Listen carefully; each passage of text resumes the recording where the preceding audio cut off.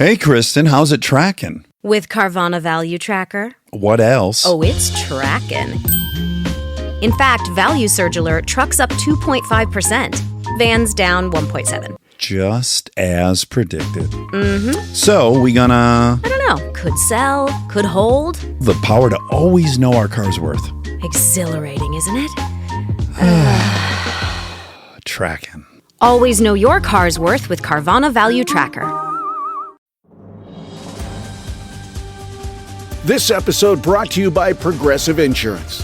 Do you ever find yourself playing the budgeting game?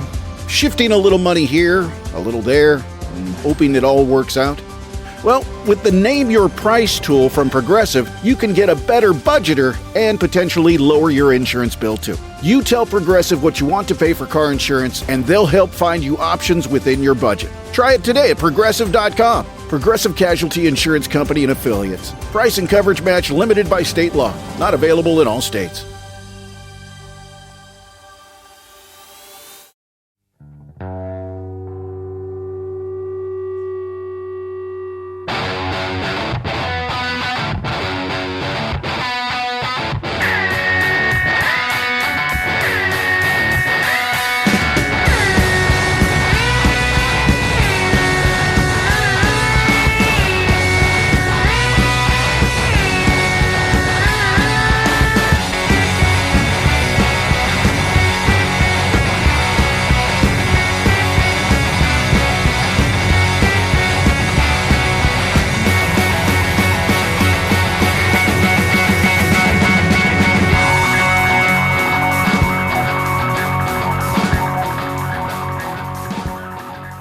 Hey folks, welcome to the Unsung Podcast. I am Mark. I'm joined just by Chris. Salutations. Salutations, Mr. Cusack. How do Radio 3 and Radio 4 introduce their shows? Hello, you are listening to the Unsung Podcast on the Believe Network. Believe Network. Recorded in glorious Markovision. Not Markovision. Hairy Markovision. Not Markovision. Irunivision. So I don't know how you introduce Radio 3 I shows. don't know. I can't remember the last time I You don't listened say to aye. a Radio 3 show. You don't say anyway. Aye. Aye. I'm pure dressed up for this, by the way. It's received pronunciation only. That's right, yeah. I need to do that BBC accent. Can you do that? No. The people outside the UK won't know about this.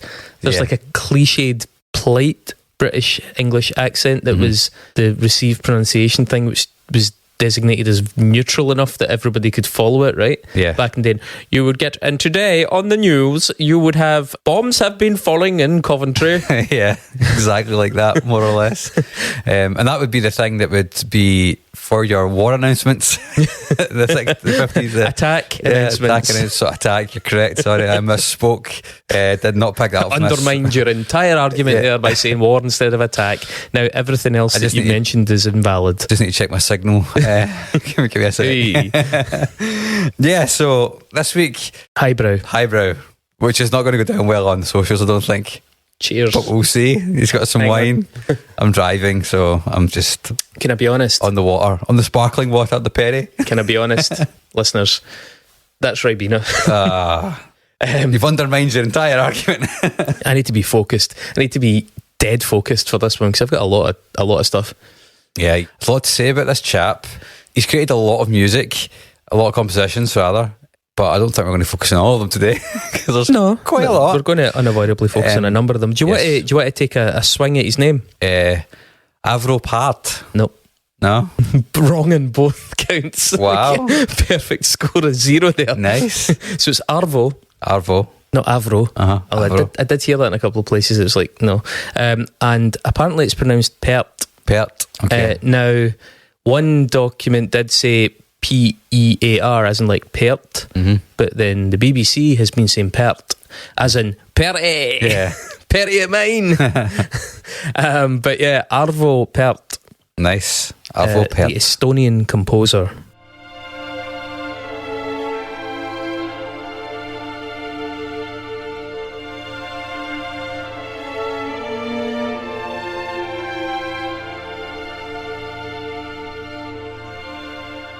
Famous for what, Chris? Being famous. Yes, I mean, this is the thing, right? So we're doing Unsung, and anybody that's got any schooling in classical music will be like, Arvo Pärt on the Unsung podcast. He is like one of the most well-known composers of minimal classical music. From 2011 to 2018, and again in 2022, Arvo Pärt was the most performed living composer in the world, and the second most performed in 2019 after John Williams, to give you an example of who his competition is. And he used to be ahead of John Williams, and that was John Williams. Many times. Yeah. So, which is wild if you think about it, right? Because they're two completely different schools of composition. Yeah, they are. But yeah, we're going to go full BBC Radio 3 this week. There's a number of good documentaries on the BBC about Arvo Pärt, both on Radio 3 and on Radio 4, and you can download them if you're in the UK and have a listen to them in your own time.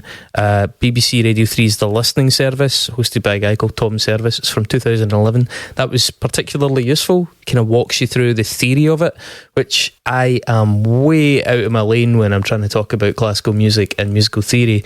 We'll try and relate some of what I learned secondhand without sounding like a Luddite. I had to go away and try and figure it out for myself. Yeah, you were trying to play it last night, weren't you? Yeah, I mean, it's actually Tintinnabuli. It's actually fairly easy to play.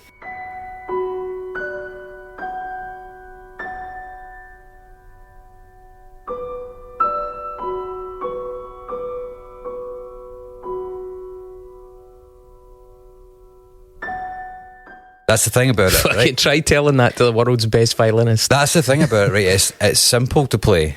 It just becomes quite moderately complex when it's composed by somebody that's a genius. It's also about the performance and the nakedness of the performance. Absolutely. Yeah. Now, to do Arvo Pärt, it was a little bit sort of redundant what we picked, because I mean it's largely collections, performances by different orchestras and things like that. And first of all, it's difficult to go through all of the back catalogue, because I mean there must have been like 50 records on Spotify alone.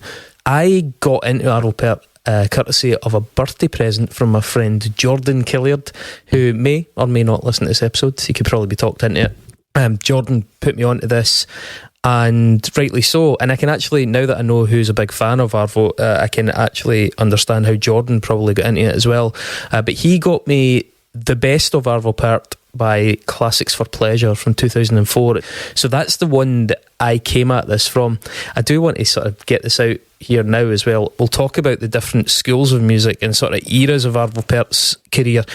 So who is Arvo Pärt? A conference in London in 2010 about his music was called Arvo Pärt, The Sound of an Age, to give some idea of how big he is. I will come back around as to why I've nominated him, but just to get this all out in the open, in 2014 the Daily Telegraph, which I'm sure all of our listeners read, described Pärt as possibly the world's greatest living composer and by a long way Estonia's most celebrated export. Trying to think of other Estonian exports. None come to mind immediately. Andrew Clements in The Guardian said, Arvo Pärt is now in his early 80s and firmly established as one of the few living composers whose work offers a bridge between contemporary music and non-specialist concert audiences. Very much subscribe to that. I am living proof. I'm not an avid connoisseur of classical music, but this did reach me, and in years since I discovered it, I have been able to bring it to a lot of other people who were into stuff like Godspeed You Black Emperor and Mogwai and things like that, and they've really taken to it. Well, it's probably reasons. I think there's reasons for that, which we can talk about. Yeah, absolutely, I'm sure we will. One of the most important classical composers, if not musicians, of the 21st century, has bridged the gap between popular and academic like few others. He also enjoys the title of Premium Imperiale, awarded by Japan, considered the cultural equivalent of a Nobel Prize, presented to him by Prince Hitachi. Oh. And he also has the Ratzinger Prize, the Cardinal Ratzinger Prize, what a guy that was, for religious artwork, courtesy of Pope Francis. When Joseph Ratzinger decided to stop being Pope, which isn't really how Pope works. Yeah, it's not how it works, but he decided to stop down and become Pope Emeritus. Yeah, do you think his Pope Prize stopped meaning anything? It might have been one of the things, it might have been created before he was Pope, when he was a Cardinal. Yeah, I guess, because he was Pope Benedict, aye. Pope Nazi Hitler youth. Yeah. I think it's quite interesting to kind of come to that particular Catholicism point. Arvo Pärt is a very religious person, but he's not Catholic. He's not. He's Orthodox. Yeah, we'll talk about that as well. So Arvo Pärt's birthday is also celebrated annually in a number of towns in Estonia, including Tallinn and Paide.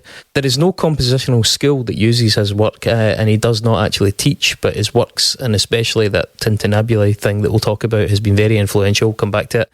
After gaining recognition in the late 90s in the USA, because it took until then for him to really break there, his work was performed it's performed regularly now, including these 4 huge sold-out events at Carnegie Hall in New York City, one of which he himself attended, so you can only imagine what the round of applause must have been like for that. He has 11 Grammy nominations. I've actually mistyped that as Gammy nominations. And 2 wins. Any Gammy nomination is a win. And Arvo Pärt is lauded by Björk. Björk has said, it's a really nice quote this, Pärt has the whole battle of this century inside him. He's about 90 now, 89, 90, something like that. She had apparently wanted to study with him in some capacity, even though he doesn't teach. Bands like Sigur Rós have actually played his stuff live.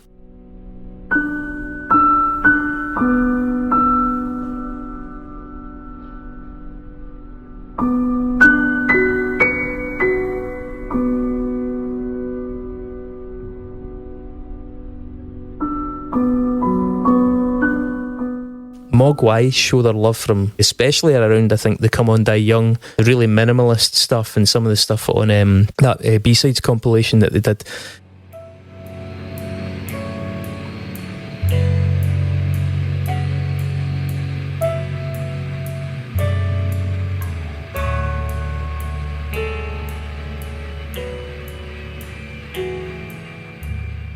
Other outspoken fans range from PG Harvey and Radiohead through to people like Ya Wobble and Zombie. So, I mean, he's a massively influential musician. A key name who's very outspoken in his love for him is Steve Reich.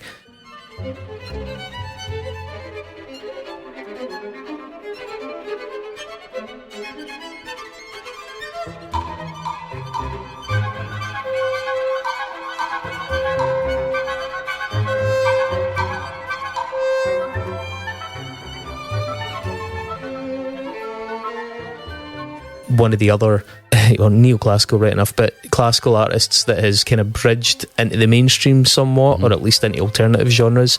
He did a thing in The Guardian where he talked about Arvo Pärt being one of his all-time favourite composers, especially because he was doing similar things in the opposite side of the Atlantic at the same time as Reich.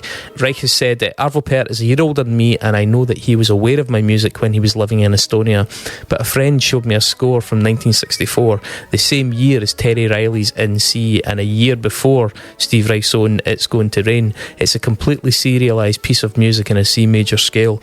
Even in Estonia, Arvo was getting the same feeling that we were all getting.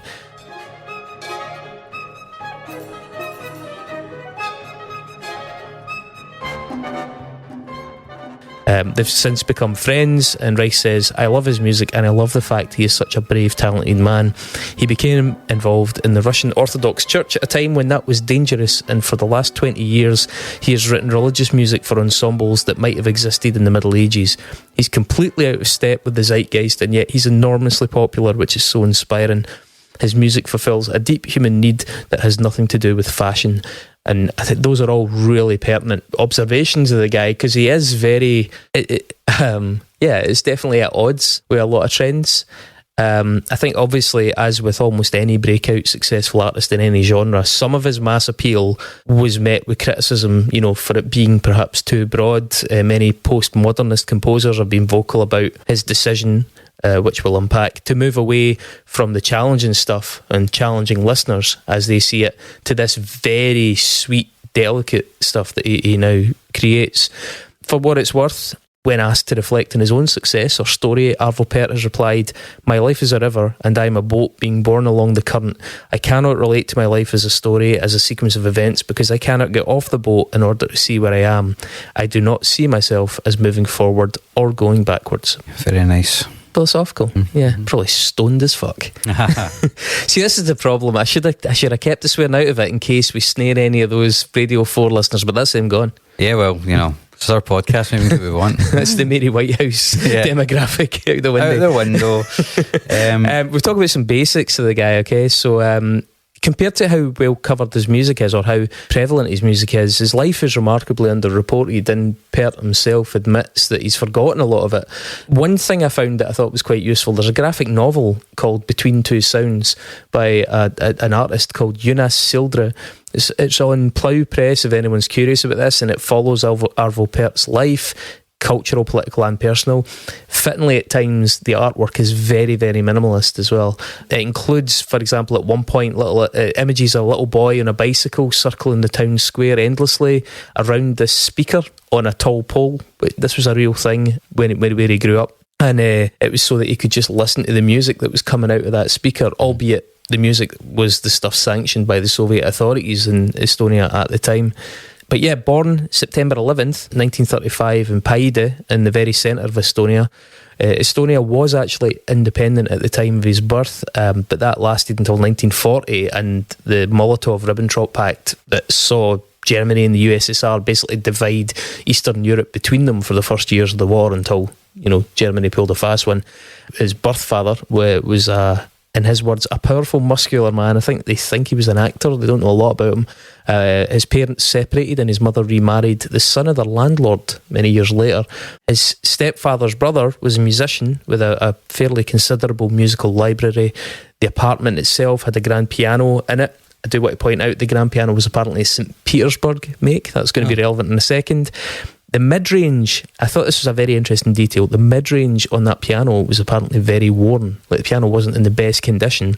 So as a child, when he was learning, he very much focused on the low and the high and tried to avoid the mid-range keys, which is really interesting when we get into... A lot of his music is like that. So. Yeah, when we get into Tintinnabuli.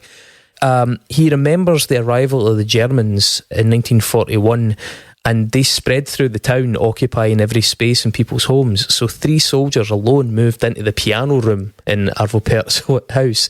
And Pärt actually says that he has fond memories of playing music and singing along with those soldiers. Clearly it was an invading Nazi army, but as a kid, he didn't actually have any really traumatic experiences from that.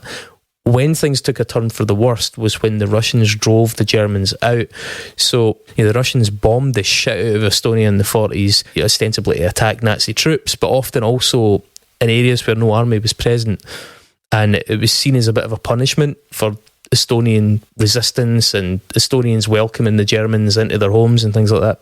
For example, in 1949, 20,000 people were deported to Siberia from Arvo Pärt's town, including his uncle and his uncle's family, and they were never seen again. So Pärt and his family had to actually flee Tallinn during one really sustained assault. I think they were away for about a week. When they returned, the house had been totally untouched by bombs, but it had been looted by the Soviet troops, and supposedly one of them had taken a shit inside the piano, the St. Petersburg piano. Wow. Yeah, there you go. Ironic. So Arvo Pärt actually went on to serve in the military. His service was described as brief but brutal. He was in the military band at the time. He finished that, it was 1954 to 56. He finished in 56 and then went and enrolled in Tallinn Musical Conservatory. He'd played an oboe and percussion in the military band during his service.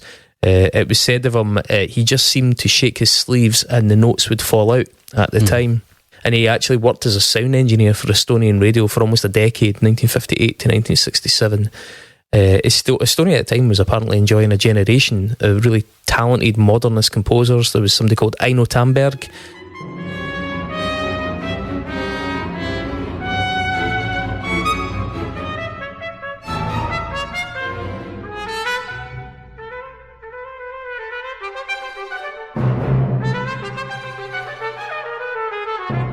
Someone called Veljo Tormes, Jan Rats, and I think somebody that came after them called Kuldar Sink. And they were using unconventional approaches, including collage techniques, among others. Pärt, I believe, began experimenting with some innovative methods as well. His first rise to prominence was in 1959, and this is just in Eastern Europe, obviously, after he won a young composers competition with a piece called My Ayed, or Aid, which translates as Our Garden.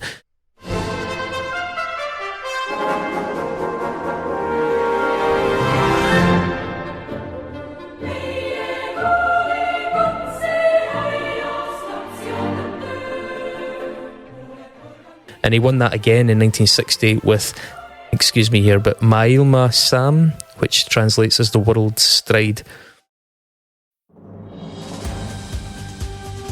This episode brought to you by Progressive Insurance. Do you ever find yourself playing the budgeting game? Shifting a little money here, a little there, and hoping it all works out? Well, with the Name Your Price tool from Progressive, you can get a better budgeter and potentially lower your insurance bill too. You tell Progressive what you want to pay for car insurance, and they'll help find you options within your budget. Try it today at Progressive.com. Progressive Casualty Insurance Company and Affiliates. Price and coverage match limited by state law. Not available in all states.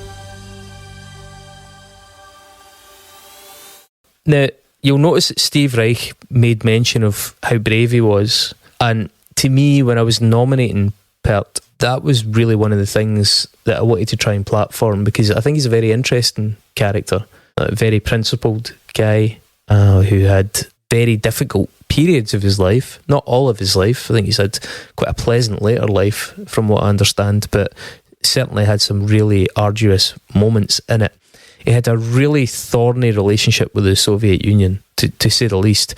I do think it's worth noting that his opposition, I would probably hatred is a better word, for the Soviet Union, is not just determined by one aspect either.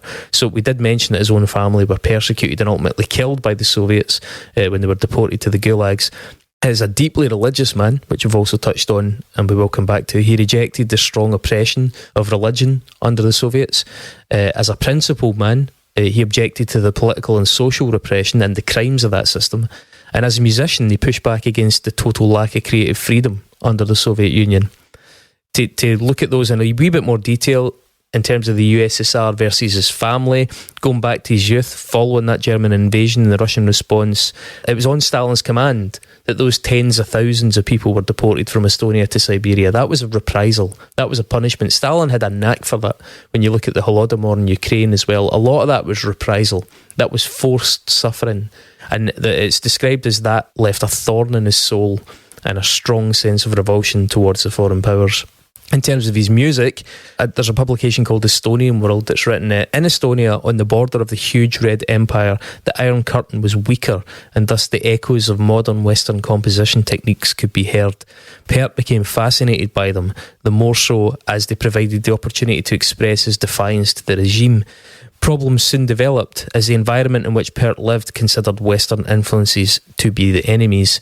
So audiences were keen on his music, but officials had their doubts. So he was known as one of the most outstanding composers of that generation, and his music was performed and acknowledged outside the USSR even early on. However, much of his work in the 1960s was heavily criticised.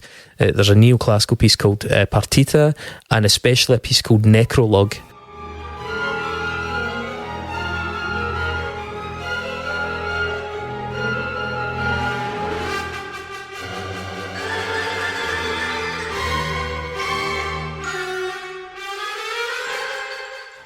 Necrologue, yeah, I've got Yeah, that. what a fucking sick name that is, by the way, Necrologue. Mm-hmm. If you're starting a black metal band, get in there fast. Necrologue is still available. It was not just the style that caused the scandal, though. You know, the adoption of Western and musical influences. Following the premiere of Credo, which is another one that came in for a lot of a stick, its inner message and the choice of text was thought to have a, quote, dangerously strong impact on audiences.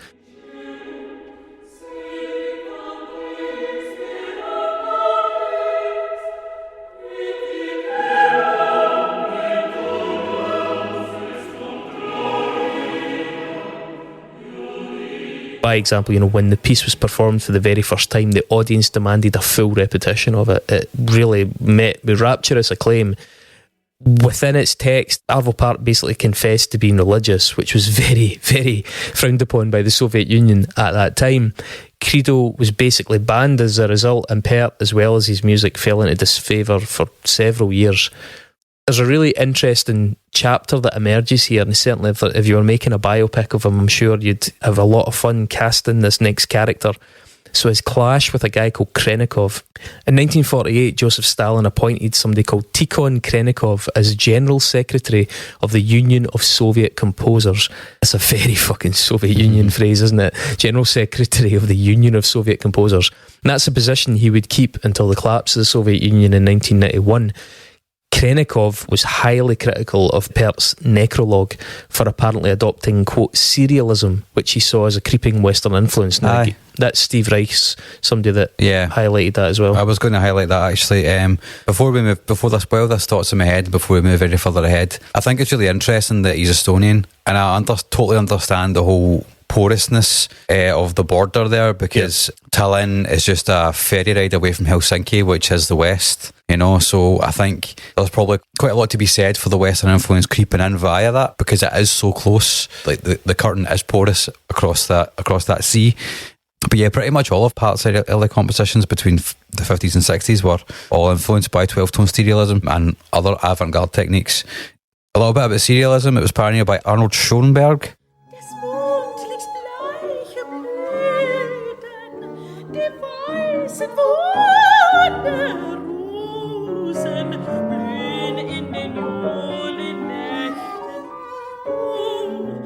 Schoenberg structures compositions using all 12 notes of the chromatic scale in a predetermined sequence, avoiding conventional tonality. Chromatic scale, when played chromatically, is not particularly pleasing to the ear.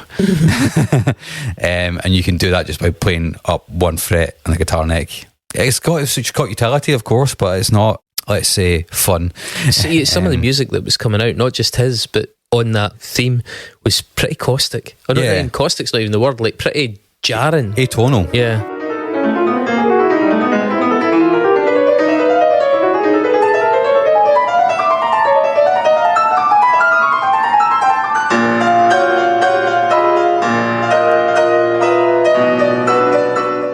It was part of modernism, the whole movement of modernism, really, wasn't it? Which kind of sought a deliberate rejection of classical forms and that kind of formality of classical music. In the late 60s, Pärt began to feel spiritually and emotionally disconnected from serialism and described it as being unable to speak to the soul.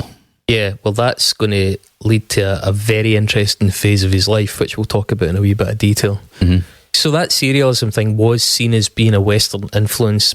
So, I mean, Krenikov wasn't miles off the mark in making that observation. Indeed, Steve Reich even said Arvo Pärt was getting to the same conclusions as us on the other side of the Iron Curtain at the same time. So in January 1948, more than 70 composers from the Soviet Union, musicians, lecturers as well, were brought to a 3-day conference in the Kremlin. And they were scolded by the Communist Party's chief conceptual mind, a guy called Andrei Zhdanov, on proper music, what was considered acceptable, how they should write and how they should teach. And Krenikov backed Zhdanov and went after the greatest composers present, which, by the way, included people like Dmitri Shostakovich and Prokofiev and stuff, you know, really big names.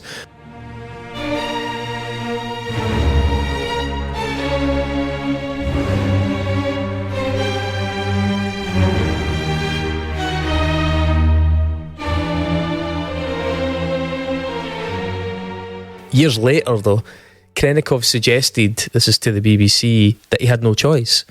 The quote is, "They told me, they forced me to read out that speech attacking Shostakovich and Prokofiev. What else could I have done? If I had refused, it would have been curtains for me."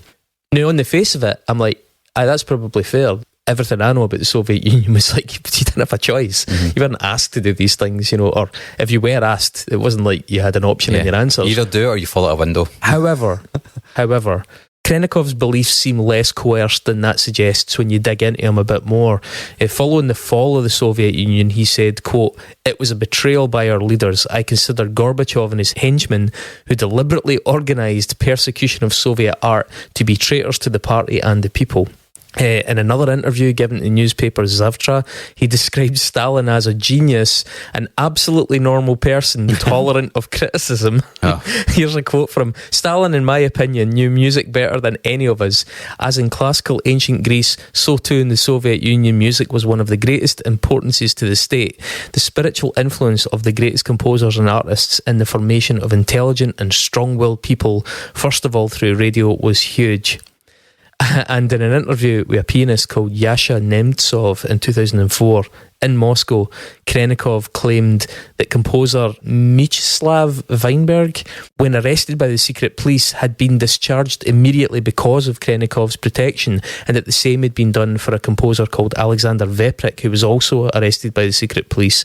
However, evidence discovered post-1991, the fall of the Soviet Union, Glasnost, Perestroika, all that stuff coming out, showed that Veprik actually spent 4 years in a prison camp, and that Mieczyslaw Weinberg was only ultimately released in June 1953 because of Stalin's death.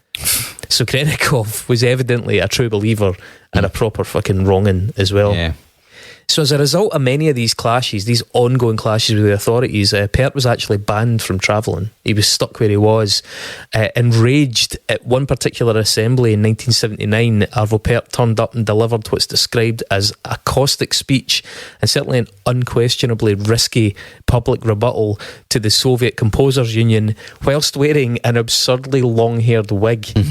Which is just an extra fuck you touch, I suppose, on his part. In 1980, he was finally allowed to emigrate with his wife and their two sons. To Berlin, and Vienna, then eventually Berlin. Yeah, so some accounts, by the way, do say that he was forced to emigrate. Others say that he was allowed to emigrate. I don't know what he's said directly on the subject. As you say, he lived first in Vienna, where he actually got Austrian citizenship, and a year later they moved on what's called a DAAD, D-A-A-D scholarship to Berlin, and they lived there for almost 30 years. Did you know that after he left, his music was completely banned by the Soviets in Estonia, as was mentioning his name? I can believe that. I mean, because he was certainly, like, in that late 70s period, he was coming to prominence. Yeah. Pretty much all of his most well-known compositions and perhaps his best work comes from that late 70s period. That is the period that produced the music that has arguably popularised him. Absolutely. It's the stuff that I'm certainly most drawn to, and we're going to probably spend most time on. He did eventually go back to Estonia. So following independence and the fall of the Soviet Union in 1991, he returned with his wife Nora. I think it was 2010 they actually went back, and they've lived there since. He has since been really outspoken in terms of his opposition to Putin and contemporary Russian policy. In response to the murder, for example, of the investigative journalist Anna Politkovskaya in 2006, Pärt declared that all of his works performed for the next 2 years would be in honour of her death, issuing the following statement: Anna Politkovskaya staked her entire talent, energy, and in the end, even her life on saving people who had become victims of the abuses prevailing in Russia. It's very true, by the way. I've an incredible book about her not so long ago, left a real mark. And his fourth symphony is named Los Angeles, was dedicated to Mikhail Khodorkovsky. It was written in 2008.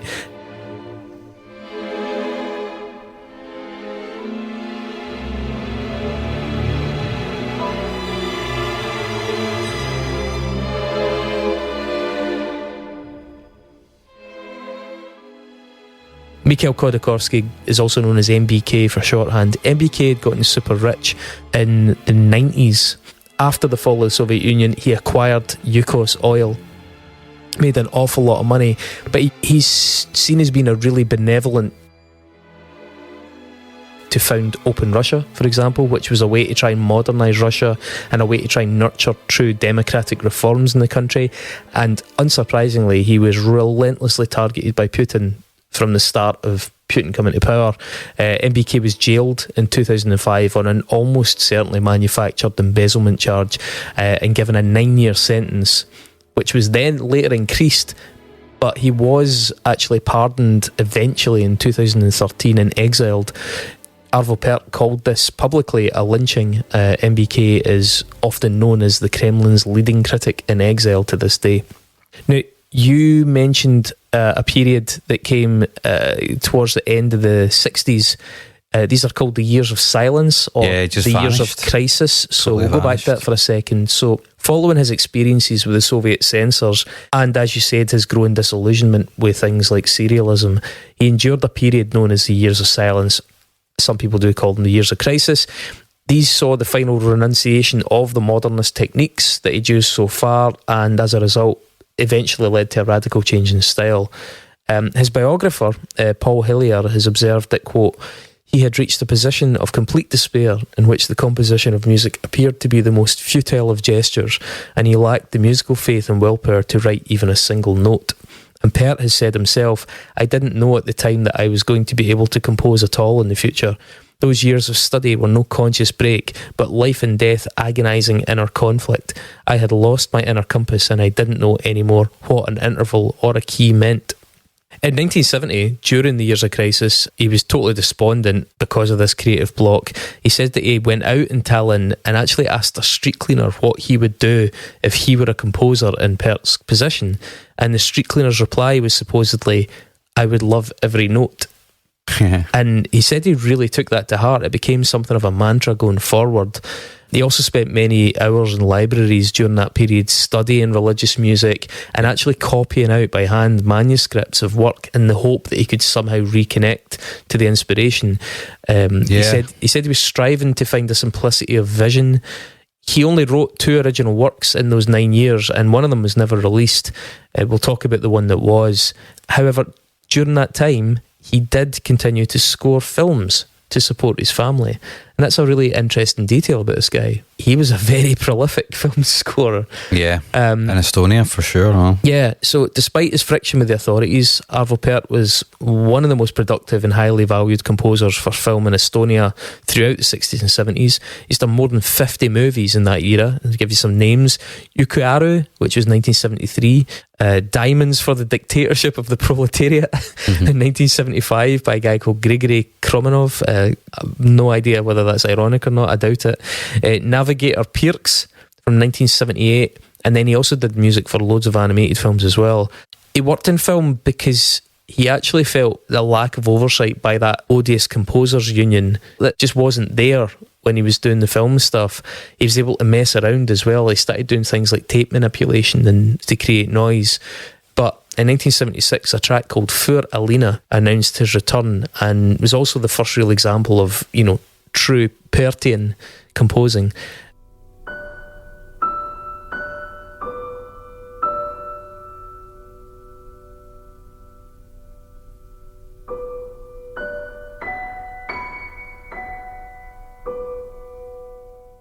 Very minimalist, described actually as holy minimalism and neo-baroque by some contemporary reviewers, and became the first appearance of what would go on to be known as the Tintinnabuli style. Latin for little bells. Little bells. We'll get to that very shortly. I just have one more deviation before we go there. It's about a record company called ECM and a guy called Manfred Eicher. So Pärt owes a lot of his breakthrough and appeal to Manfred Eicher, who founded ECM Records. That Estonian World publication that I mentioned earlier explains this. When Pärt left the Soviet Union in 1980 and moved to Vienna with his family, there was nothing positive waiting for him there. The foreign environment made him withdraw even more into himself, and the spiritual world of his music was just as ill-suited for that environment as for the one he'd left behind. He wasn't yet aware of the fact that by chance a particular German had listened to his music on a car radio in the same year, 1980. Now, that German was Manfred Eicher, who later recalled that he was so excited when this music came on his radio in his car that he stopped and knew right there and then he wanted to somehow work out how to release Pärt's music. They eventually met in Vienna, and Eicher established an imprint under ECM called the New Series, specifically to release his works, at least initially specifically to release his works.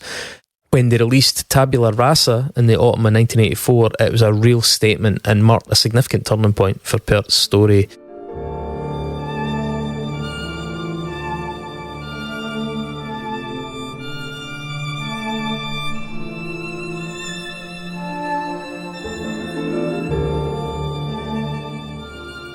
Eicher later said he believed the main piece on the album changed the awareness of music throughout the world in the 1980s. Yeah. Can we talk a little bit about Für Alina, because it's not our compilation? Okay, sure. Well, Tintinnabuli, the technique, appears, as I've said, in a short piano piece called Für Alina in 1976.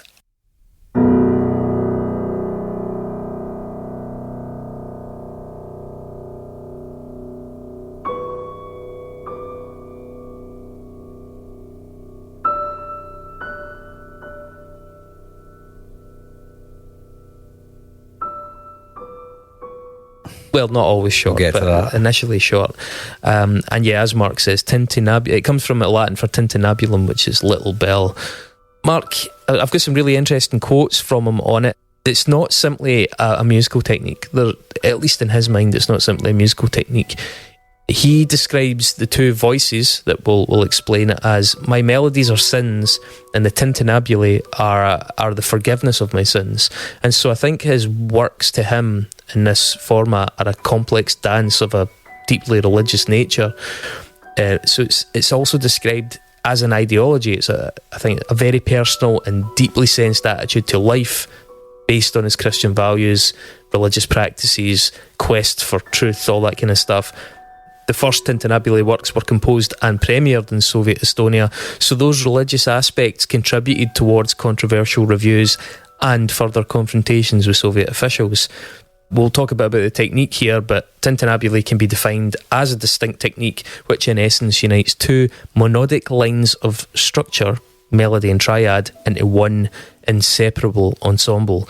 It can also be described as a style in which the music is extremely concentrated, reduced to only the most important. This episode brought to you by Progressive Insurance. Do you ever find yourself playing the budgeting game? Shifting a little money here, a little there, and hoping it all works out? Well, with the Name Your Price tool from Progressive, you can get a better budgeter and potentially lower your insurance bill too. You tell Progressive what you want to pay for car insurance, and they'll help find you options within your budget. Try it today at Progressive.com. Progressive Casualty Insurance Company and Affiliates. Price and coverage match limited by state law. Not available in all states. Here's my take on Tintinnabuli.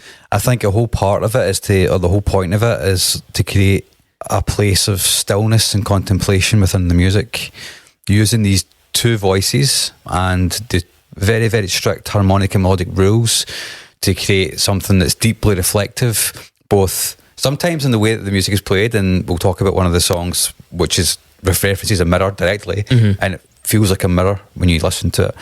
But also it reflects the kind of meditation that one has when one prays. I hear, in theory, I don't pray. I do. You know, seen those posters in the street? Say, try praying. Yeah, I've tried. Give it a bash. Tried it when I was younger. It wasn't really working. I do enjoy meditation. though. I do try to meditate as often as I can. Why doesn't God have an app? God should have an app.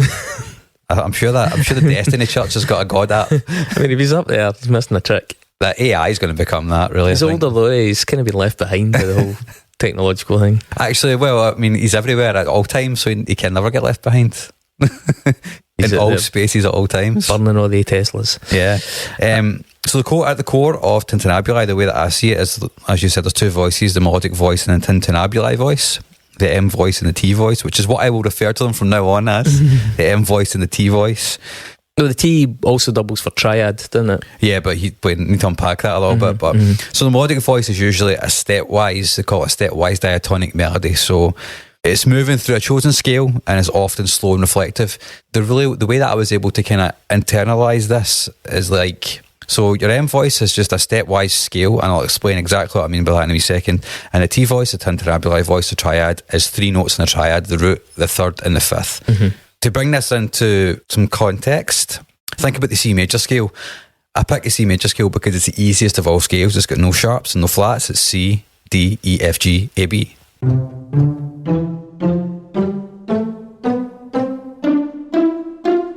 Dead simple, right? A stepwise melody would not deviate too far from notes on either side of it. So your melody could be C, D, E, F, G, G, F, E, D, C. That could be your melody. Yeah. And then your triad would play the C note, the E note, and the G note, which is the root, the third, and the fifth.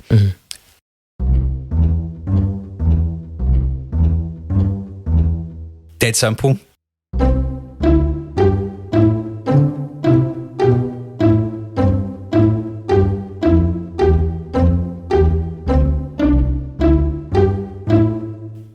Think about it like that. It's really easy until you stray for that key. Yeah, and when you go to different keys, like you've got like an A minor or like a D. I think Frat Treads is, or Spiegel is in a D harmonic key. It's Did you just say Spiegel and Schmiegel? Spiegel and Spiegel. It's like Lord of the Rings. It's Lord of the Rings. But yeah, the combination is that by using these two quite simple techniques, it actually creates a sound which is quite minimal, but also really richly harmonic. You know, and the interaction between the voices does create an effect which is similar to a bell, hence little bells. You can actually, I mean, you're right to point out as well about how this technique puts so much focus on the space and the silence in the music. That's really key. A lot of things are stripped away in this style of composition. That's what they were saying in that quote about it being taken to the most important. But it can also get very complex as well. It can. And we'll hear... It can be layered up. Yeah, it can be densely layered. I think talking about For Alina itself is a good way to kind of illustrate what you've just described. Yeah. Double voiced notes at 2 octave intervals in that one. So it starts with a B.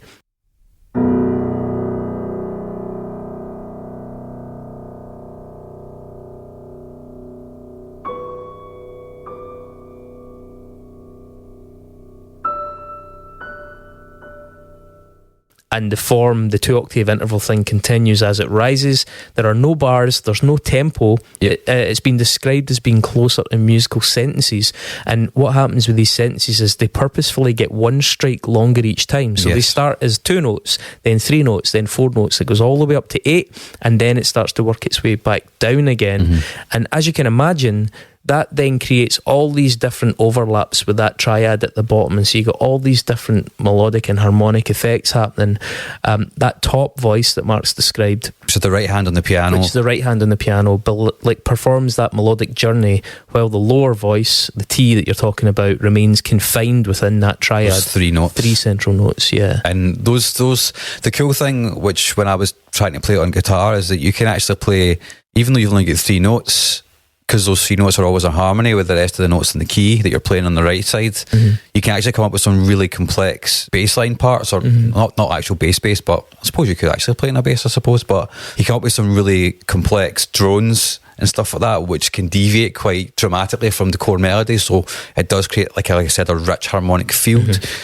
For Alina is really interesting in itself, because it's only 2 pages of music, right? Yeah, that's right. And did you read about what the note on it says? The note on it says it should be played peacefully in an elevated and introspective manner. Interesting. Which leaves the entire song, the way that it's performed, how long it is, directly in the hands of the person that's playing it.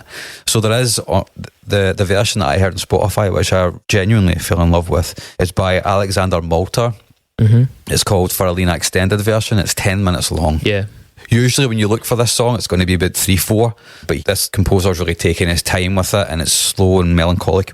Yeah, but you can also do like just a regular thing and just play it as you would normally. It's a real pity that this song isn't on the collection I picked. I think it's the most glaring omission from that. I would say probably that and Tabula Rasa.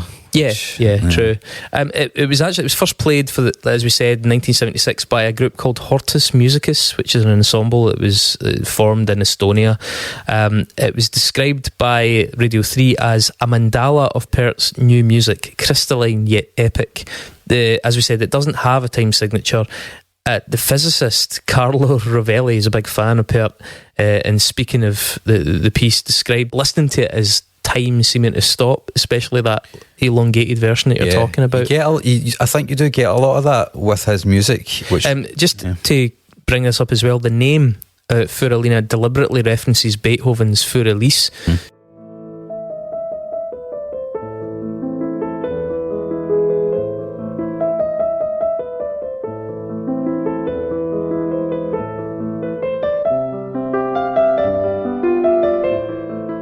It also echoes the minimalist piano in that piece.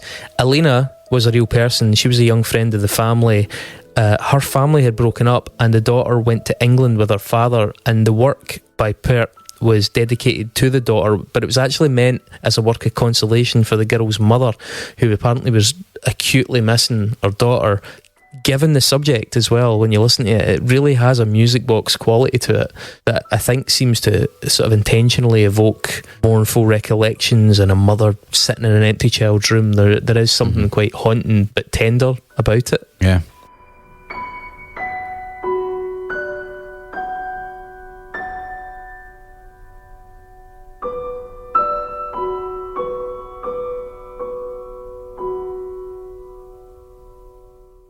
For Alina, it's actually a really good example of the way that he uses tintinnabuli and how it creates harmonic resonance as well. Like, that right hand is always moving stepward, so it's always moving, so it's given like a sense of progression through the song. Whereas a T voice, the right hand always provides stability, so it does give it that epic feel. And you can see quite quickly how if you just keep one thing rooted and keep playing around it, then you can actually create an overwhelming sense of harmonic resonance and general epicness. We'll talk about the simplicity of the technique, but the complex way it can manifest as well, because he likes to then mess about with layers going at different timings. Yeah, that's which one thing. There's one song in particular that we'll get to. I just wanted to talk about, he was challenged is the wrong word, but certainly it was controversial in the Soviet Union and very appealing when it was exported to the West. And he's been asked, what was he trying to achieve or discover with this method? And his reply, or one of his replies, was eternity and purpose. He elaborated on that, saying, tintinnabulation is an area I sometimes wander into when I'm searching for answers. In my life, my music, my work, in my dark hours, I have the certain feeling that everything outside this one thing has no meaning. The complex and many-faceted only confuses me, and I must search for unity. What is it, this one thing, and how do I find my way to it? Traces of this perfect thing appear in many guises, and everything that is unimportant falls away. Tintinnabulation is like this. The three notes of a triad are like bells, and that's why I call it so. There's other people who have used it. Herman Cohen's essay White Light is about the technique. He says, I could compare my music to white light, which contains all colours, and only a prism can divide the colours and make them appear. This prism could be the spirit of the listener. Clearly, the three components of light are sort of suggested there by the triad. And from a conversation between Arvo Pärt and Anthony Pitts that was also recorded for BBC Radio 3, they're getting some heavy references this week. Tintinnabuli is the mathematically exact connection from one line to another. Tintinnabuli is the rule where the melody and the accompaniment is one. One and one, it is one, it is not two. This is the secret of this technique. And I saw someone draw parallels between, one and one is one, not two, and religion. So you've got God as, the Father, the Son, Holy Spirit. You've got Jesus as man and divine. Arvo Pärt has some real thing going on with this style of music where he thinks it combines the human and the divine in one, so this is a big part of this guy's thinking. It's worth mentioning as well that Tintinnabuli he would you say patented it, I guess. He kind of named it and identified it. But Tom Service, the reporter for Radio 3, made an interesting observation because Mozart used a bit of this without actually identifying it as a method in the suite K280. I don't know if you've heard the K280. No. It sounds like a droid or like a George Lucas film, but it's actually a Mozart composition, and there's an adagio suite in it in F.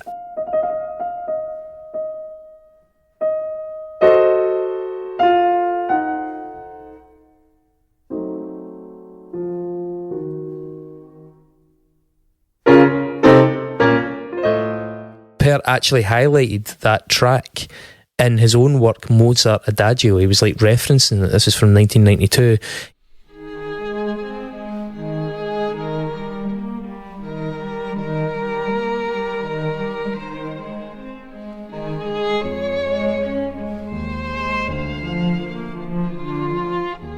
He took the exact Mozart piece and he used every note that Mozart used.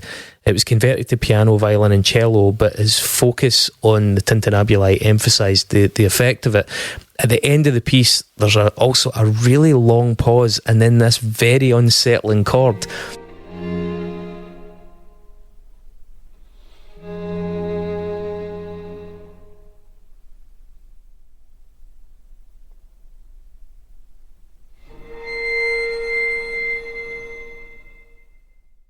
It sounds so jarring from a musical perspective. It makes no sense in terms of classical musical melody and our musical sensibilities, but it makes perfect sense based on the formula of Tintinnabuli in the song. So it actually fits. It's totally logical, yet it sounds illogical, which is a really interesting phenomenon.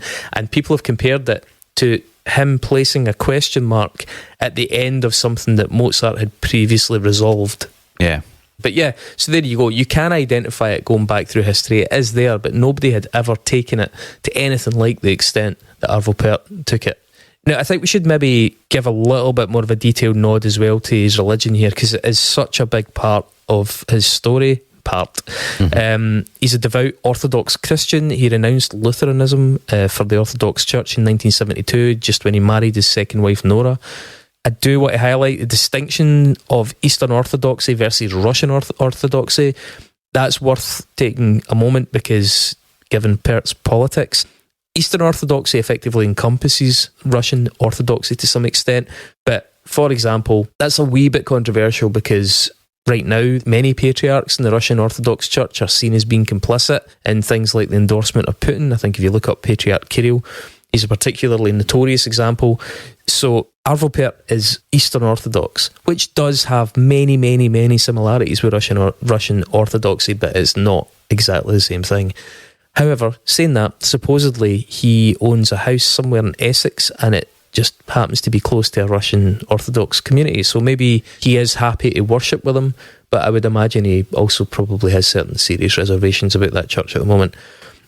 It's worth remembering that a large portion of Pärt's animosity towards the Soviet Union was a response to Soviet anti-religious fervour and oppressions in Estonia. So religion was formative in many ways for him, not just spiritually, but in terms of oppositionally as well. Much of his work is very lyrical. The stuff that we're talking about, not so much, but many, many, many things are very lyrical and generally have religious themes. Yeah, I mean, he moved heavily into choir work, yeah, just vocal work, and some of that stuff is fucking phenomenal, to be fair.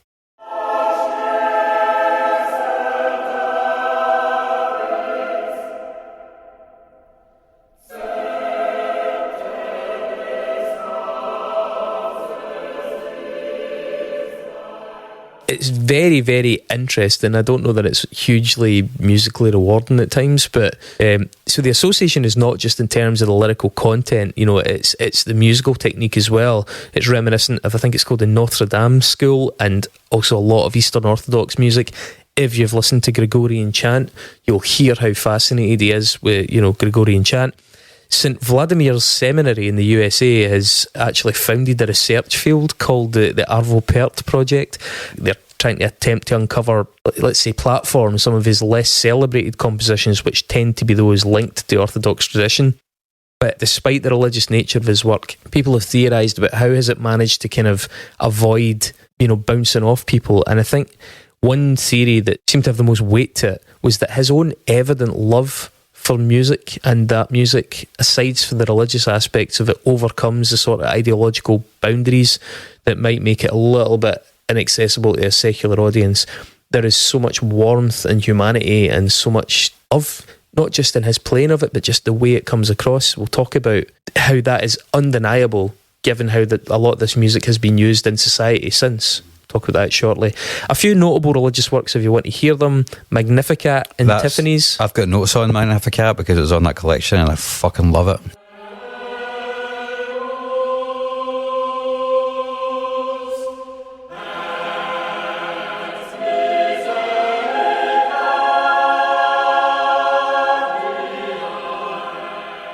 I just think it's beautiful.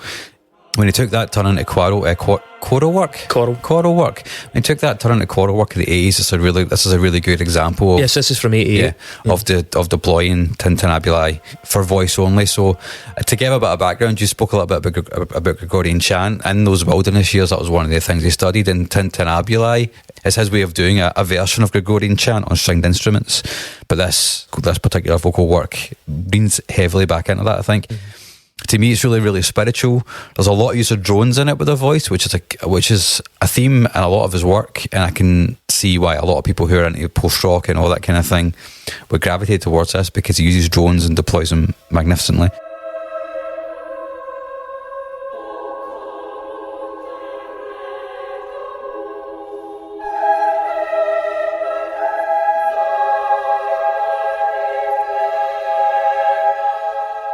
With the drones, the M voice just moved up and down the scale, which gives it a real religious feel. There's a point in the collection you've created around about 2 minutes 10 where it gets explosively louder, and honestly, it just gave me chills when I heard it. The song itself moves between single vocal parts, which are verse sections, and multiple voices, which are called tutti sections. And it was on this song where Nora said that the concept of tintinnabuli was born from a deeply rooted desire for an extremely reduced sound, which could not be measured, as it were, in kilometres or even metres, but in only millimetres. And by the end, the listening attention is utterly focused. At the point after the music has faded away, it's particularly remarkable to hear your breath, your heartbeat, the lighting, or the air conditioning system, for example. And that describes my experience with this song perfectly. The sound is so close, like it's right next to you, and you can almost hear or feel the heartbeat of the person who's singing next to you. On the recording, the way that the natural reverb of the room is kind of there also makes it feel really close and almost overwhelming at points.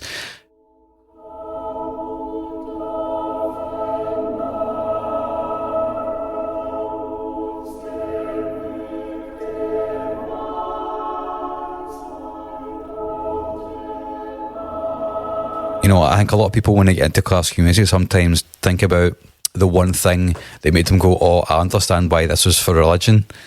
This is it. You know, I mean, churches were made specifically for this kind of music, for this vocal kind of performance. It's also made to overwhelm. You know? I mean, it does overwhelm. It totally does. But that is an intrinsic function of some religious music, is to overwhelm, is to flood the senses and somewhat dazzle people into having these kind of special experiences. And yeah, his work does at times use a lot of those same techniques. You know, as an atheist, I don't respond all that well to that. You can still appraise it on a musical level, but I think to me it's sometimes, I don't know, it's hard to disengage my head from it a wee bit. But I mean, other works in that vein that are maybe worth looking at: the Beatitudes from 1991, and one called Melancholy, which I think was actually written quite a while ago, but was first performed in 2003.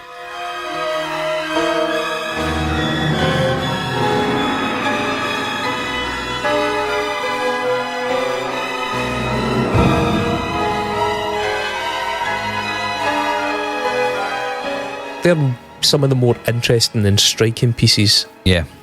We'll talk about some notable wider works here, though, because we've mentioned a few, and I think it's worth just making a few notes in each one so you can kind of navigate around them. Clearly, I'm cutting in samples here, so you folks will have some reference points, but these are long pieces, some of them, and you do need to try and explore them. Some people have said, as we've kind of laid out here, that his early work is effectively almost the work of a different composer. Such was the extent of that protracted eureka moment during those crisis years. One that we talked about earlier, Necrologue, 1960, kick-ass name.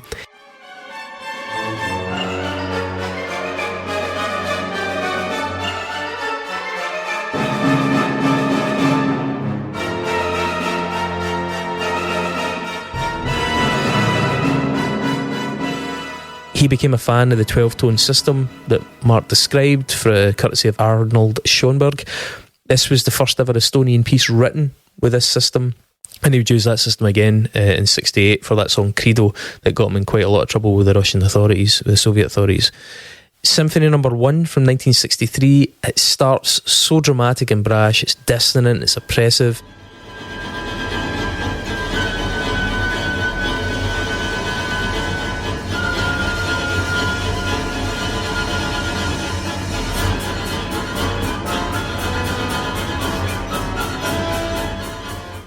It's got passages of deeply unsettling strings and even just outright cacophony at stages.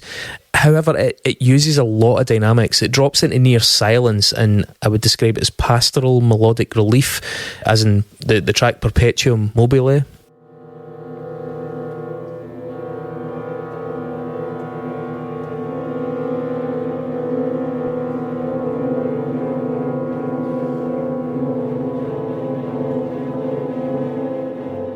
He wrote that at a time when he believed that, apparently, every mathematical formula could be expressed as a piece of music, and that this would lead to true musical purity. It's pure, like, borderline cultish stuff there, but totally, that's what he was smoking. But what I do like, and I think this is relevant, I didn't want to mention it earlier on, but described a spiral path that reaches the point where it started, albeit on another level. And that to me just sounds like a musical description of a fractal, or of the golden ratio. That notion of spiralling till you emerge at a larger scale, but it's an exact replica of the scale that you started at. And that is something that he uses a lot. Yeah. In terms of layering things playing at half speed, things playing at double speed on the same key. This episode is brought to you by Progressive Insurance. Fiscally responsible, financial geniuses, monetary magicians. These are things people say about drivers who switch their car insurance to Progressive and save hundreds. Because Progressive offers discounts for paying in full, owning a home, and more. Plus, you can count on their great customer service to help you when you need it, so your dollar goes a long way. Visit Progressive.com to see if you could save on car insurance. Progressive Casualty Insurance Company and Affiliates. Potential savings will vary. Not available in all states or situations. We'll talk about collage on Bach here very briefly. 1964. In relation to this work, Pärt has said, and it's a really interesting quote, "I wanted to prove to myself how beautiful Bach's music was and how hateful mine was.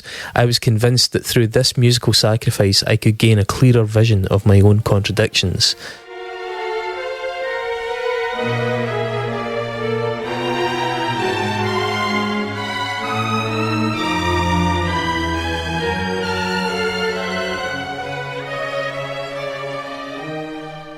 Credo, as we said, 1968, 12 minutes long in the definitive version. It's often huge and bombastic and very religious in its genesis. You can really hear that.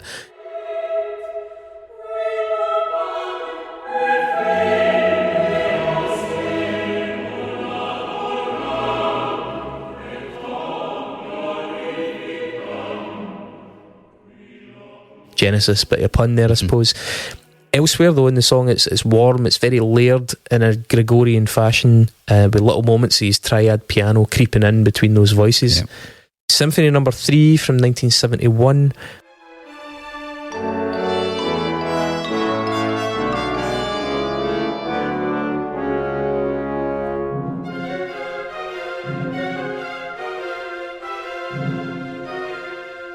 The oboe line mimics a human voice, so that as the layers are added, it really does resemble Gregorian chant around about the years of crisis. This was the only one to make the cut. We mentioned there was a second one that didn't get released.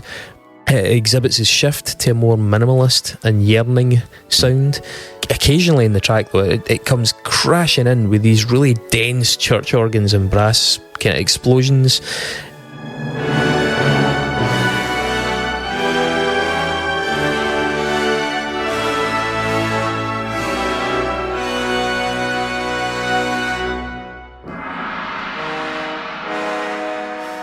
It's pretty overwhelming, and actually I find it a wee bit bipolar. Almost. It does sound kind of desperate, turbulent, maybe even pessimistic. Now, of all those works from that early phase, pre his comeback with For Alina, whilst Pärt seemed to really enjoy the experimentation and the innovation of the early years in particular, he didn't actually seem to like many of the results musically, and he quite quickly abandoned them, looking for that new sound. Hence the years of silence. Unable to speak to the soul. That's what he thought of it. Which obviously ended when he brought out For Alina in 76. From this later period, other music that I think is worth picking out here that isn't included on this collection, Für Lennart in Memoriam from 2006.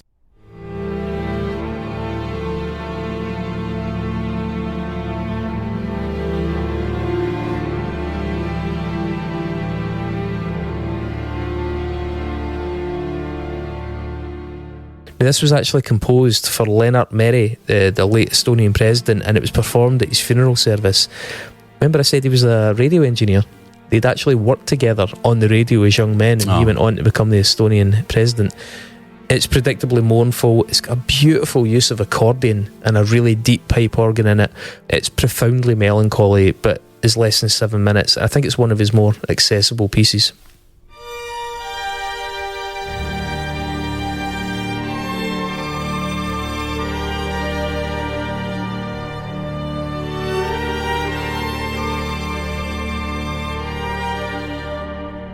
We talked a bit about his early work in film.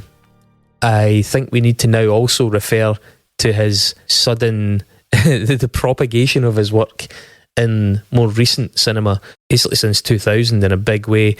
To throw a couple of names straight off the bat, documentary directors, for example, that have used him, like Werner Herzog, Michael Moore. Is Mike Nichols, does he documentaries? Adam Curtis famously used him, but he's also been used in Hollywood productions. Even Alina was used in The Foxcatcher. Remember that one? 2014. Spiegel's been in loads of stuff. It was in that film Jerry. Did you ever see that? The Gus Van Sant film? No.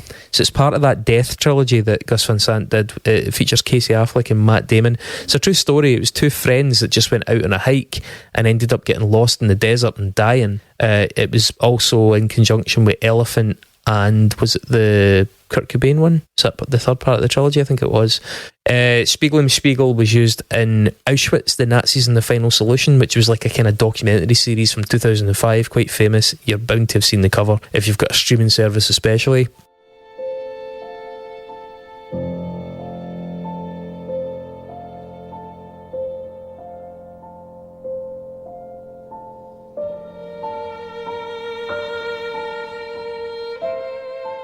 It was used in Gravity, not in the film, but in the 2013 trailer that got everybody really excited. And it actually is really fitting, given space and the slowness of movement in space, which was how it was kind of used. It was used in 2013 by Richard Curtis in About Time.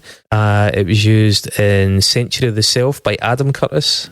And kind of in a similar vein, it was used by Charlie Brooker and a lot of stuff. You know, when he used to do Screen Wipe and News Wipe and...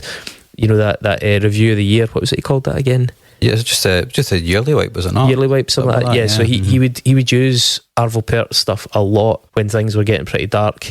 And Fratre, the most famous use here, I think, has to be There Will Be Blood from 2007.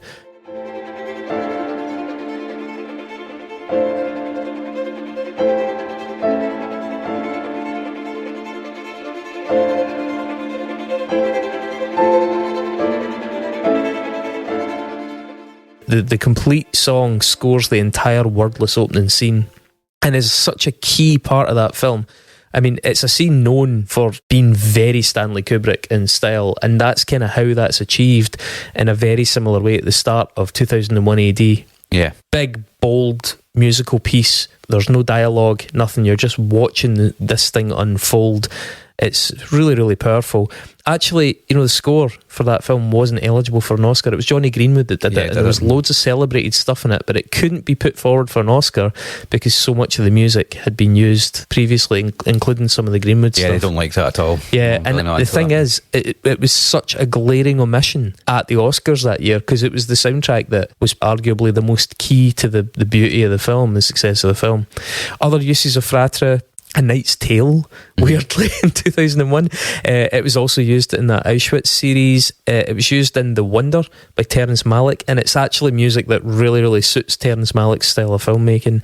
And it was used in The Place Beyond the Pines. That's 2013 as well, and you'll notice that it was not just appearing a lot, but appearing an awful lot in soundtracks. And it seems like that kind of infuriated a writer called Samuel Wigley. Now, fair enough, Samuel Wigley was writing in 2008, but I mean, this was Pärt just constantly appearing in soundtracks throughout that 2000 to 2010 decade and beyond. And he penned a piece called Is It Time to Give Pärt a Rest? Protesting over the excessive use of him in soundtracking. Here's some quotes. This has been going on for a decade, where once film directors in need of some mournful gravitas would reach for Samuel Barber's Adagio for Strings, famously in Platoon by Oliver Stone. It now seems that Pärt is first in line, not only for the art house auteurs, but in Hollywood too. Now, I do want to point out that Samuel Wigley, apart from having the really funny name, was full of praise for Arvo Pärt's work. He really liked it, but in fact he worried that lest Pärt's sound begin to work in the opposite direction, jolting us from our involvement with a film as we recognise what a cliche its use has become. It is, I think, time to give it a rest. And when I've seen it used, I don't recall its use in A Knight's Tale, or in A Place Beyond the Pines. But I can see how using it too glibly would definitely devalue it. Yeah. But it has also been used in spectacular fashion in a number of places. I actually think when Brooker would use it for those really dark passages, rather than picking something heavy and menacing, he would pick something really, really beautiful to almost emphasise the despair of the video that was unfolding. And so I think when it's used like that, it's really, really effective. Do you know that Berliner Mass, Kyrie, the first part of it, was used in Avengers Age of Ultron? Really? Yeah. That's the bit when they're going on those life raft things just after Quicksilver's died and Hawkeye helps them on, it's played there, and that scene then transitions to Wanda like ripping out Ultron's heart. It's played over that whole piece. It's actually a really effective use of it as well. Surely a cinematic classic as well, isn't it? I mean, of course, yes. So we've talked about or roundabout this collection a fair bit. We'll talk about a few of the key works in this collection. You forgot to mention Tabula Rasa. Okay, sorry, talk about Tabula Rasa. So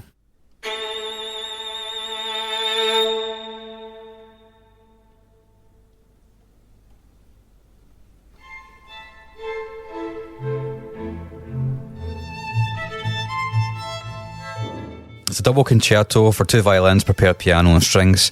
It embodies his interest in sacred silence and layering all the tintinnabuli textures. I think PG Harvey said that listening to this is something you can only do once a year because it's so overwhelming. Mm-hmm.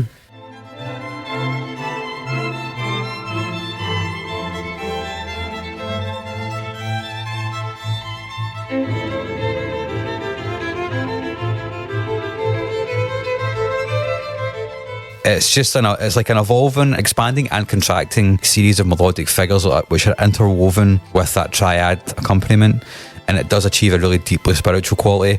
It's 2 pieces, ludus, which means game in Latin, and then silentum, I guess silence in Latin, and it's 26 minutes long when taken together as one piece. I would say the first piece is quite nimble, but it's got a lot of really delicate momentum.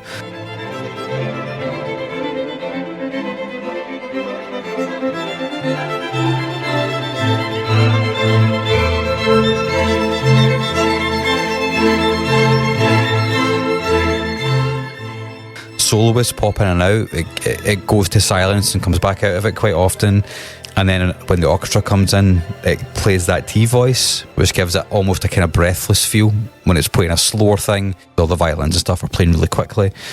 Silentum doesn't have as many silences and rests in it as Ludum.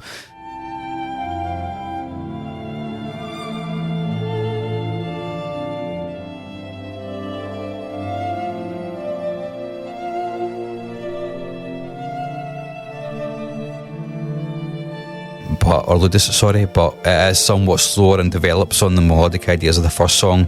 It's a bit darker and eventually it just fades out into silence. It's a beautiful piece of music. I think it was also used with cancer patients as well. Yeah, well, we'll talk about that actually, talk about the late life stuff. Yeah, it's a very, very powerful piece, and a piece that part of the significance of this guy's legacy is definitely tied to that one.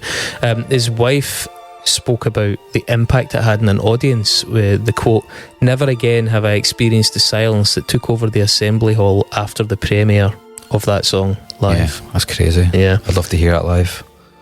So yeah, the big one for me, probably my favourite, is Spiegel im Spiegel. This is up, we're on the collection now. Yeah, we're on the collection. I'll not go through every tune, but this is not one that can be ignored. 1978 means mirror in the mirror, or mirrors in the mirror, same thing in German.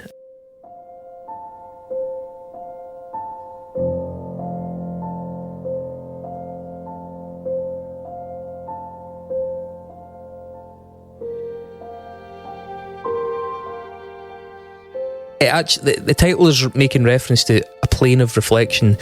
You know, the way a mirror reflected in a mirror kind of extends in infinity in either direction.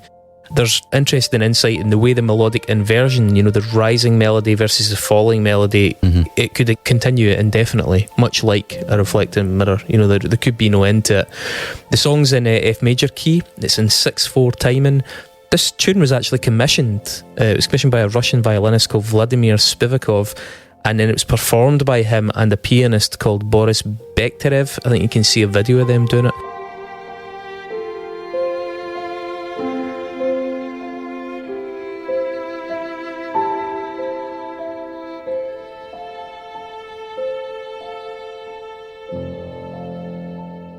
This is one of those tunes that really underlines his minimalism. It's been described as a sort of psychological relief from the complexity of the life that we all live in. Yeah. It doesn't really work as a casual listen. I think with this song you need to devote yourself to it. It's so fragile. And I think that act of devotion to a piece of music, shutting things off, not just consuming it passively, like the 2-screen thing people do with TVs and stuff like that. You can't do that with this song. And I think that's quite rare in our lives. So in its own way, one of the reasons that this song probably has more significance than normal for people is because it does demand that they stop for 10 minutes and really engage with something slow and beautiful, and that's a special kind of momentary serenity that a lot of us actually don't make space for in our lives anymore.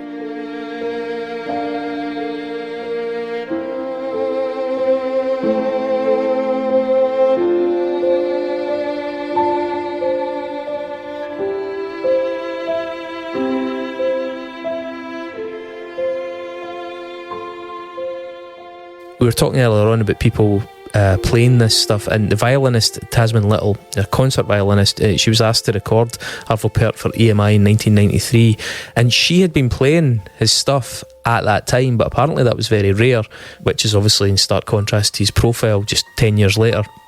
She's not actually sure if Spiegel im Spiegel had ever been recorded by 1993, but certainly if it had, it wasn't easy to find. When she got the violin sheet music, she was shocked to see how sparse it was. It only really made sense once the piano and the violin were combined. Players seem to all describe how Arvo Pärt's music creates a greater sense of introspection within themselves, a journey into their own emotions. So it has added significance for them as well as the audience. And she says it's in a way that maybe a complicated Brahms or Sibelius piece do not. Those are very complex, but there's a lot of thinking, a lot of playing, a lot of changing, a lot of energy in it. This is incredibly fragile and sparse, and the performance has to be felt because there is so much clarity and transparency, I think is the word that I've seen used. So Victoria Muleva, who's a famous violinist, she's also performed it, and she said, "It's the hardest thing I've ever played. It should be easy to sight read, but musically it is so transparent." Well, there you go. She said it's incredibly difficult due to how exposed the violin is and the need for absolute precision in the performance. She also needed to work really hard to put expression into that performance because there are so few actual notes.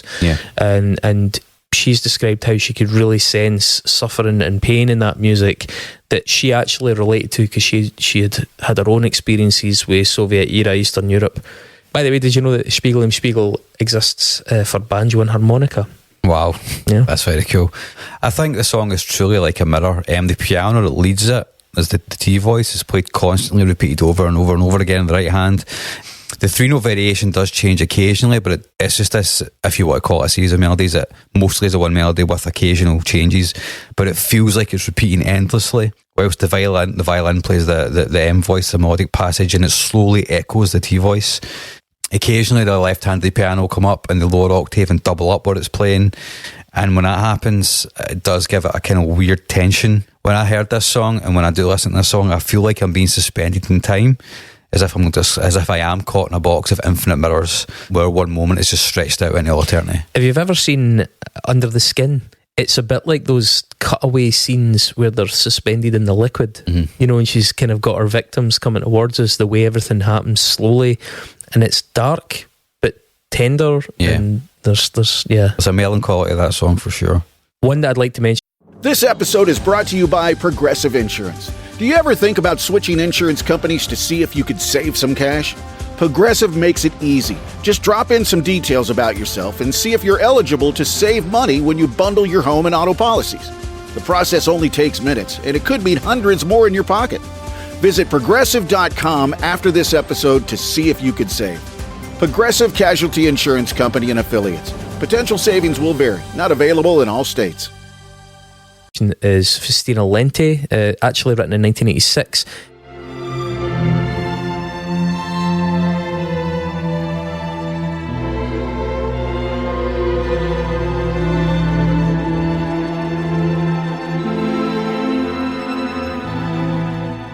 I'd mentioned earlier on about a track where the parts were played at basically different speeds, and that's what gave it the effect. So as well as what you described with regards to that top melody and that bottom T triad, What he then did with this was, so you've got violas, violins, and you've got low strings, whether that's cello, whatever, in the context of performance.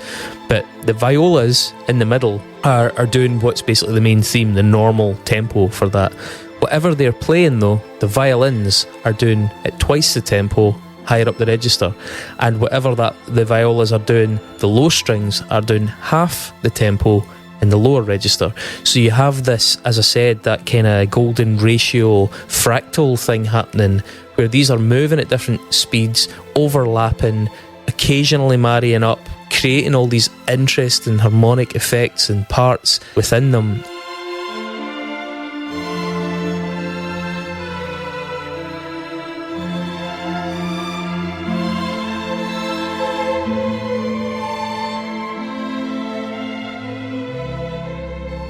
And it's just quite hypnotic the way that Very works. much The so. machinery of that, it's almost like the workings of a watch with cogs of different sizes moving at different speeds, and it's a really fascinating bit of music. Yeah, I think it's beautiful. It really underlines the sense of timelessness that I think that his music has to it. I don't mean in the sense that the music itself is out of time, but that you feel like the time has stopped somewhat, or there's been suspended, like I said with the last song.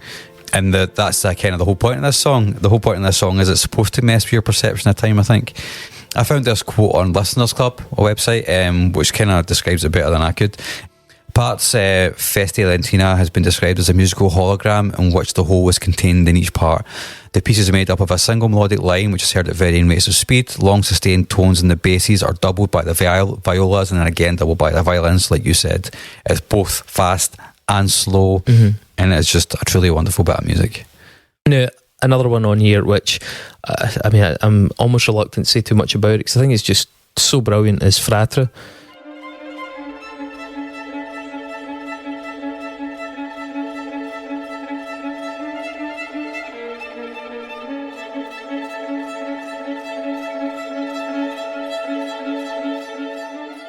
Translates as brothers, by the way. One of the other pieces that really got me into Arvo Pärt.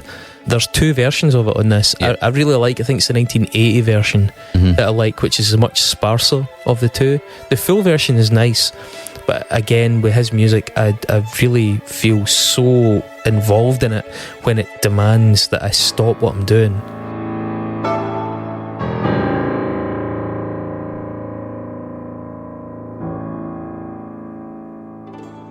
Because the louder version, the busier version, I feel can be a little bit more easily consumed without your maximum attention being paid. But that stripped back version of it is just really, really stunning. This is one of his most popular pieces, and clearly that's reflected in the amount of sync and the number of soundtracks it's appeared on. It was a louder version I preferred personally. Oh yeah.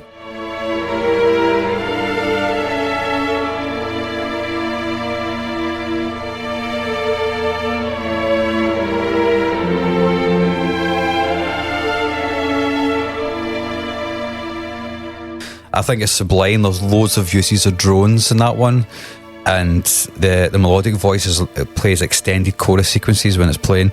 The notes and the way it's composed are deceptively simple, but the one with the string orchestra and the percussion, I think it really adds to the mournfulness of the piece.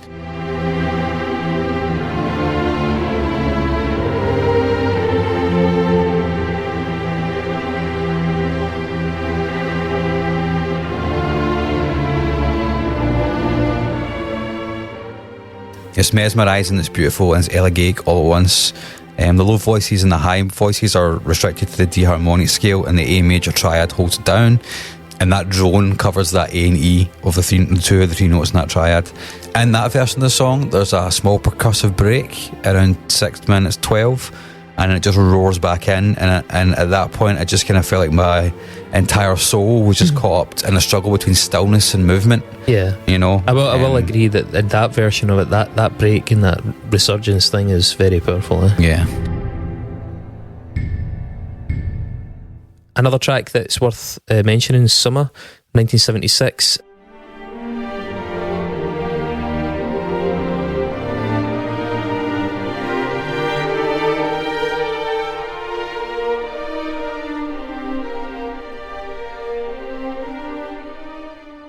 As an example of his new style, he himself has said, Summer is the most strict and enigmatic work in this series. I think so. I thought it was... That's what he thinks. I think it's quite baroque feeling. It's quite dramatic and occasionally jaunty. At least the one for orchestra feels that way to me anyway. It's just a 2-note theme. Mm-hmm. It's quite hypnotic and mystical and beautiful, I think. He's very sold in it. And the last one I'd probably draw real attention to is Cantus in Memoriam Benjamin Britten. I think that's my favourite. 1977.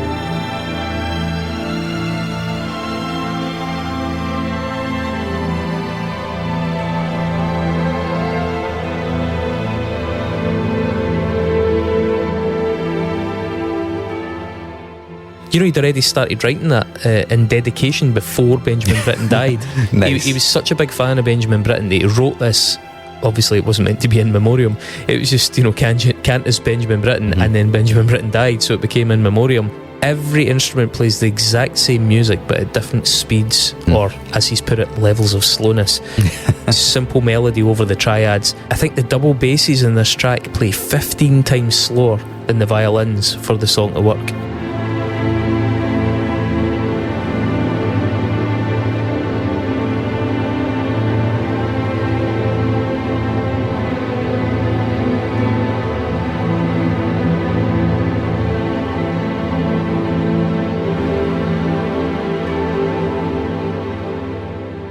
And the triad unavoidably clashes. The 7-note melody, as a result, they overlap in so many different ways that there's real dissonance at points as a result. He kind of, in some songs he avoids that it's almost like a lock, two locks that are going in separate directions. In some songs he'll avoid getting to the points where notes will clash, and in other songs he just lets it happen. He lets it happen, and this is a really good one. See the tubular bell? That's such a good touch, man. Yeah, that is incredible. That resonance, so good. It starts, apparently the silence at the start and the end is actually on the notation as well, so that's actually part of the performance. It's not just winding up, it's actually played silence, I guess. Those songs are a descending A minor scale, and the orchestra plays that melody all together, like you said, at different speeds, and it ends up becoming like all these different melodic lines intertwined, and it becomes like almost like a maze, like a labyrinth in and of itself. The cascading effect of it does feel like you're watching something collapse, but kind of something collapse in a kind of almost beautiful way. Yeah. Or like burning ashes falling. There's something very, very melancholy. There's something of decomposition or something, yet it never does it in a way that's harsh. Yeah, that's almost what's unsettling about it. This should actually probably be quite sinister, but it's also weirdly alluring. Yeah, the thing I love the most about it is as it goes on, it creates like a whirling effect, and then it just spirals down into drones at the end because everything slows down. And I think that's such a beautiful way to end the song, because it's the release, very slow release of all the intertwined melodies. I think the evocative nature of these songs, the images they conjure, whether it's that one or something like Spiegel im Spiegel, which I always felt was like watching the first snowflake fall before snow really starts. Maybe you can see one or two in the background, but you're just watching it weave its little slow way down to the ground, not falling straight, kind of floating back for. There's something so intimate and so evocative about these pieces of music that they're pretty remarkable. And I think that is reflected, and we'll close on this because I think it's pretty powerful, in certain ways that this music has passed into use in the world. So Arvo Pärt and late life care, shall we call it, are palliative care. Palliative care, yeah. There's a famous article, it's quite famous anyway, called Sharps and Flats. It's from the magazine Salon in 1999. It was written by Patrick Giles, I think he was the writer. This has been cited on many occasions. He actually spent time in the 1980s in a clinic surrounded by young men who were dying with AIDS. These were just men waiting for death, palliative care, as you say. And they just listened to Pärt's Tabula Rasa again and again. Indeed, I think the way it's written, they developed an almost desperate need or connection to it. When Giles was away from the clinic one day, a colleague called him up saying that one very ill man was like pleading for angel music, and the colleague was like, what is that? And he explained it was the second movement of the Tabula Rasa piece. Alex Ross, another writer who was writing for The New Yorker in 2002, echoes that in relation to a few different stories, including one with a man with cancer that you mentioned who'd gotten hold of Tabula Rasa, and that was basically all he listened to in his last months. There was some research actually by Scottish ensemble This is ahead of work alongside Vanishing Point Theatre. The Guardian actually reported this. So, quote, at a Maggie's Centre in Dundee, the string players of the Scottish Ensemble asked patients what music helped them feel the most mindful, the calmest and present in the moment. They tested works by Philip Glass, Lamonte Young and Bach's Goldberg Variations. The Glass, part of his String Quartet No. 2, was generally popular but soon wore thin. The deep drones of Lamonte Young worked for some, but the most popular choice was the light-filled music of Estonian Arvo Pärt, which chimes with extensive anecdotal evidence from across the world. So Vanishing Point and the Scottish Ensemble interpreted his work Tabula Rasa into a stage production. This is about a decade ago, I think. It explored the connection, that the production that is, explored the connection between his work and people in late life. It basically is in the form of a monologue which is interwoven with his music, in which an unnamed narrator recounts the final days of a friend who has a terminal diagnosis. And it's not a rose-tinted benign thing. It's a fairly unsentimental and its account, and it's kind of tinged with black humour. The final element of it is a black box space illuminated by a single neon light with curtains that open to reveal a ghostly glowing figure on a hospital bed. Quite a powerful work, I believe.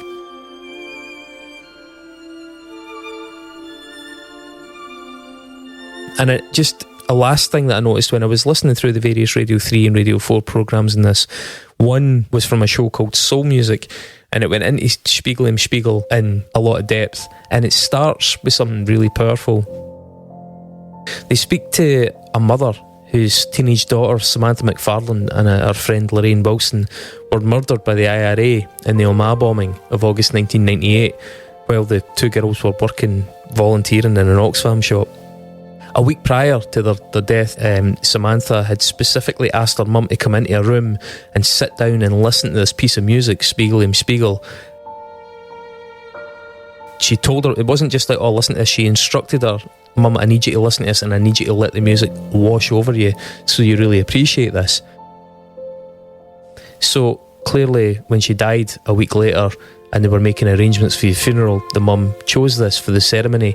And apparently, like, the people who were in attendance and even people just involved around the ceremony, drivers, the hearse and people like that, despite the acute outrage that surrounded that and the bitterness that I think those killings should have evoked, certainly in the immediate victims, people commented on the serene nature of that ceremony and the effect that song had on the attendees. Wow. And I think that's kind of a testament to what we're talking about. And when you hear it, it's profoundly calming nature and its ability to just reach in and speak to something soft and beautiful inside you. It's pretty special.